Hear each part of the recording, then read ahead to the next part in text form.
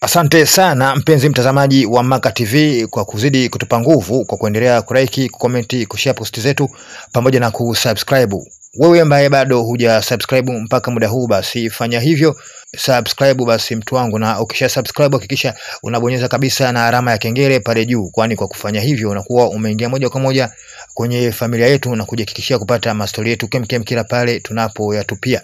Huku sisi basi ukituachia faida ya kukupa wewe vitu vingi vitamu kila wakati, kwani tunakuwa tumepata nguvu kupitia subscription yako.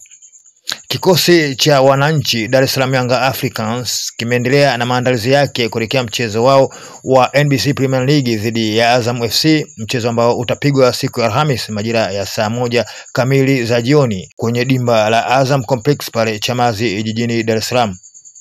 Siku ya leo basi kikosi hicho kimefanya recovery ili kurudisha utimamu wa miili, na si hivyo tu bali pia kilikuwa na season maalum ya uchambuzi wa video za mechi kadhaa zilizopita, ikiwemo mechi ya jana dhidi ya Coastal Union kwa lengo la kujua wapi pana mapungufu ili kirekebishwe. Pia video mbalimbali za mechi za Azam FC ziliangaliwa hiyo leo.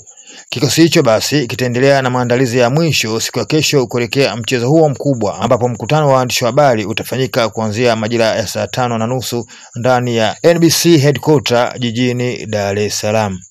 Mpenzi mtazamaji wa Maka TV, mimi bado nakusisitiza wewe kuzidi kulike, kucomment, kushare posti zetu pamoja na kusubscribe kwa wewe ambaye bado huja subscribe. Subscribe na hakikisha pia unabonyeza alama ya kikengele pale juu, kwani ukibonyeza alama ya kikengele unakuwa umeingia moja kwa moja kwenye familia yetu na kujihakikishia kupata habari zetu kemkem kila pale tunapozitupia.